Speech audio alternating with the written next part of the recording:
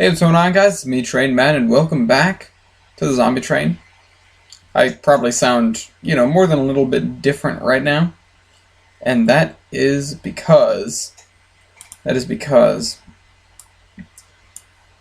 I am not at college right now. I'm on vacation. I'm on spring break, and I didn't get to do the voiceover for this episode ahead of time. I'm not sure if I sound better or worse than before, to be honest. Anyways, so this is not a microphone. This is not a microphone I can use on my home computer, by the way, on my home computer, on my desktop. But I've got to use this a little bit sometimes. Anyways, here we go. So this is episode 160 something, and I'm more on the old man, more on the old main. Sorry, I've been bad with flubbing words lately. A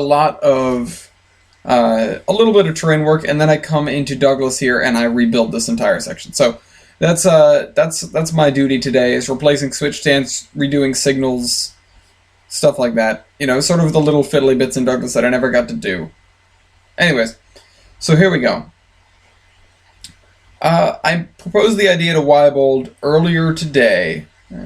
The commander of Beta Rail, Brett Wybold, that we should sort of co-opt some of these voiceover things, and I think it could definitely work. 15 minutes of us jabbering on about something that happened in the Zombie Train or in Beta Rail, in our long histories, or in the Zombie Train Incorporated.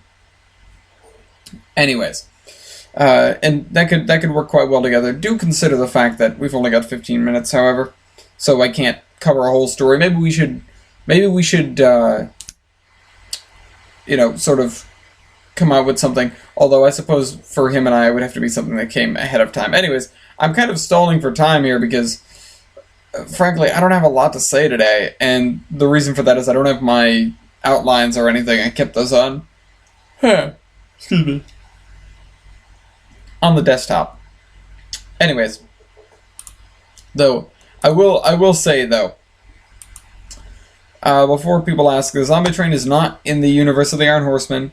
The universe of the Iron Horseman is in the same universe as Warships, which is something most people here will not know. 99% of people, if such a low number, if that exists for, or if that is true for such a low number.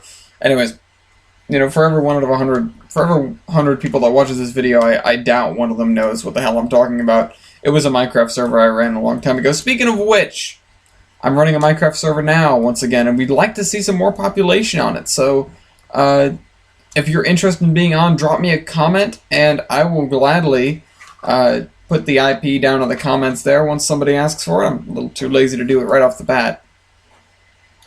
And you can come join us on the Minecraft server. Currently, the mayor of the spawn town is JJet, but there's nothing really keeping you in spawn. Anyways, sorry, don't let me get distracted here. The Zombie Train. What's something I can talk about? Maybe some local politics, and I know I've covered this a little bit, but when we got the Constitution back, and once I got back, oh, that's right. No, sorry, I left off with the train was looking for me. Oh, shucks. Okay. Well, they were in fact looking for me. They had sort of dropped off the radar between Boston and Pawtucket. They'd gone, I think, actually, no, they went back to Boston, because there's no easy way to get down to the Cape from Providence. You have to go back up to Boston, you've got to switch down, you've got to come back around. They'd gotten themselves in trouble trying to switch around in Boston, because the zombies had managed to get back in all those hours, and they were hampering the train's efforts, so we really had no easy way of getting up there, either. So that was the problem. So they were off the radar. I was worried about them. They ended up making it back fairly unscathed. They made it to the bridge, and we met them there. Sorry. We managed to get a little sailboat up there just to post a messenger to them, pretty much. because nobody else really had as strong of a radio as we needed to contact them at that distance.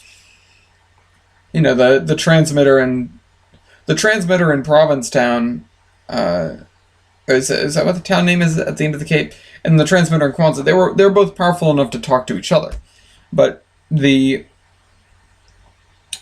zombie train, I'm not sure at that time, could pick up that acute of radio signals, or perhaps something was just broken, which wouldn't be a surprise whatsoever. The radio room is the most difficult and tricksy thing in the entire...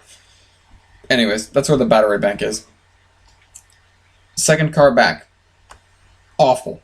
The roof has got all sorts of, like, radio towers. Radio antennas, satellite dishes. It's got all sorts of stuff on top of it. We can pick up any signal, unless something's broken, in which case we can pick up nothing. We've got a weather radar up there, but it jams. Anyways, that's besides the point. So we got somebody out there in a sailboat to warn them, tell them to come back. That was a piece of cake. While they were gone, we had a little bit of a scare from the Trincomalee. Trincomalee came around the Cape, tried to follow us, ended up coming into Block Island Sound, didn't know where we were, ended up going toward the island. So that was... keep in mind that during the entire chase, no blood was actually spilled. They fired some cannon at us, but we did not have anything to give to them other than small arms fire. I don't think we hit anyone. They didn't hit any of our guys. So, the biggest danger at that point was still zombies, especially for me. Anyways, after all that, they managed to spin around. They managed to come around the Cape, which is dangerous as hell, I might add. The reason they built the canal is not just because going around Cape Cod takes a while, but because actually traversing that area, dangerous. Anyways. So, what was I going to say? Got distracted. I need to keep paying attention to this because I have no actual indication of when the video is going to end.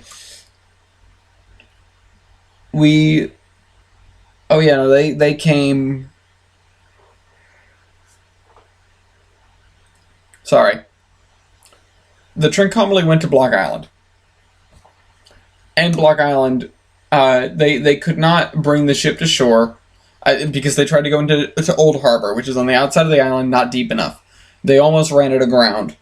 They pulled off and they lowered some small boats. We warned them, or at least the islanders, as far as I know. I'm hearing this account second or third hand when I was actually there.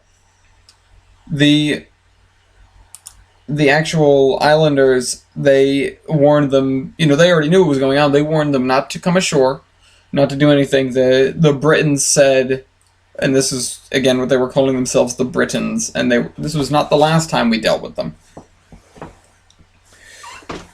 They said they were low on supplies. They said they were in need of rest and repairs and things like that.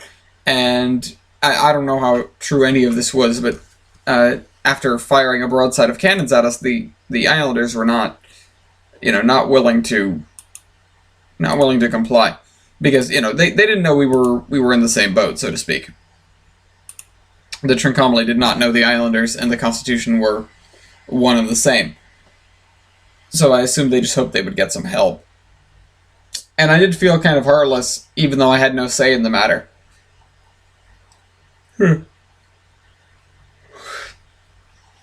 I did feel kind of heartless, watching them be turned away. But then they didn't turn away, then they turned back. They started unloading cannons on the shoreside facilities. They started bombarding. We got gunfire that killed a few people, maybe 10 or 15 people on the island. Actually, they were in the hotel there. That's right in the water's edge, and it took a whole load of cannons. And a lot of people treated for lacerations and stuff like that and ended up dying by infection, which was really unfortunate, but kind of to be expected. With the way that is when you don't have any antibiotics. Anyways, and then you got to keep people away from them because you don't, once someone's sick and you don't have any sort of medical supplies. Anyways, Trincomalee didn't sustain any damage from this. Again, they did some damage to our harborside facilities, but that didn't matter so much. We did lose, 10, 15 people, which that did matter so much. And then I believe they went south along the coast, and we didn't hear from them. We heard of them. We heard of them from a group around Washington, D.C. There's another ocean-going group of intrepid sailors there. It was mostly yacht club people that took to their boats. The people that did manage to make it, and some of these people were from all up and down all up and down the coast. People that had gotten to their small boats and managed to get that far, which was amazing. People from as far south as Miami or in the Caribbean Gulf to as far north as Maine or Canada. It was sort of a mismatch of survivors there, and they're all banded together. They've got they called themselves the Seafarers. They were on, I wouldn't call it a raft. It was sort of a assemblage of boats out in the harbor, off the mouth of the Potomac River, and they were pooling all the resources and energy into getting, a larger home. And eventually they moved into, and this is eventually, like way later, the SS United States. I think it's the one I'm thinking of. That's not the one that broke apart. That's the one that's sitting in Philadelphia. SS United States. Yeah, SS United States. Where is it sitting? It is... this was a turbine steamer made the speed record. It is at Philadelphia Pier. Oh, at a Philadelphia Pier. Okay, yeah, so it's in Philly. It's in Pennsylvania. So they ended up inhabiting that, but before that they were restoring, and I say restoring loosely. This is before there was a destroyer moored. There was a destroyer moored out in D.C. as a museum, and I'm fairly certain it got towed away. Start with a B, maybe, or a D. Destroyer in Washington, D.C. There we go. So, Barry. That's right. Is it still there? I thought it was getting scrapped. So, DD-933. And this is a World War II era. No, it's Cold War. It's 1952. It's a fairly late ship. But anyways, so yeah, she will be towed away sometime during the winter of 2015-2016 and scrapped. Well, she was still there in 2012 when all this was going down, in 2013 and 2014, and of course we kept her around.